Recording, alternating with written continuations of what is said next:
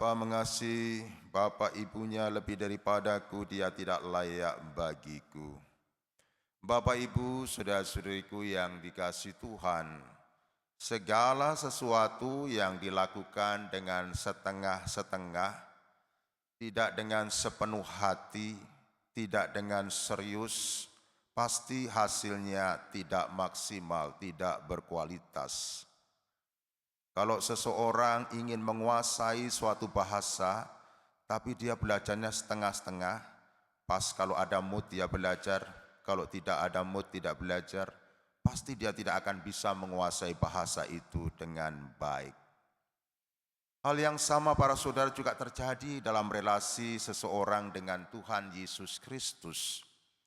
Kalau relasi atau hubungan atau kasih seseorang kepada Yesus itu hanya setengah-setengah, tidak dengan sepenuh hati, tidak dengan segenap hati, dengan segenap jiwa, dengan segenap akal budi. Kalau orang melakukan latihan-latihan rohani, berdoa, pergi ke gereja, ya, hanya kalau pas ada waktu, kalau pas lagi mood, dia baru melakukan itu semua, maka apa yang dilakukan itu tidak akan membawa perubahan yang berarti di dalam hidupnya. Bisa saja dia bertahun-tahun menjadi orang Kristen, orang Katolik, tetapi hidupnya masih seperti itu saja. Karena itulah Yesus meminta kepada mereka yang mengikutinya untuk mengasihi dia di atas segala-galanya, mengasihi dia dengan sepenuh hati, tidak setengah-tengah, bahkan mengasihi dia di atas segala-galanya. Apa artinya? Artinya kasih kita kepada Yesus harus melebihi kasih kita kepada orang lain yang paling kita kasihi dan mengasihi kita. Bila kita dihadapkan pada pilihan antara memilih kekasih kita, tetapi dengan konsekuensi meninggalkan keyakinan kita, atau memilih Yesus, kita harus memilih Yesus. Bila kita dihadapkan pada pilihan antara memilih jabatan atau memilih untuk tetap setia kepada Yesus, kita harus memilih Yesus. Demikian juga ketika kita dihadapkan antara melakukan yang baik atau melakukan yang jahat, kita harus melakukan yang baik, karena itu yang sesuai dengan kehendak Tuhan Yesus. Mengapa kita harus mengasihi Yesus di atas segala-galanya? Mengapa tuntutan Yesus begitu ekstrim?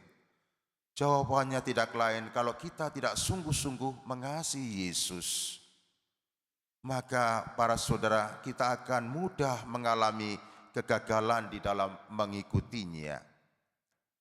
Bila ada kesulitan, ada tantangan, ada godaan, ada tawaran duniawi, kita akan mudah jatuh di dalam dosa. Kita akan mudah ikut arus dunia yang sesat, tidak setia kepada Yesus, dan akhirnya meninggalkan Yesus. Saudara-saudariku yang dikasihi Tuhan, salah satu pribadi yang sungguh-sungguh mengasihi Yesus itu adalah Bunda Maria. Bunda Maria itu sungguh mengasihi Yesus di atas segala-galanya.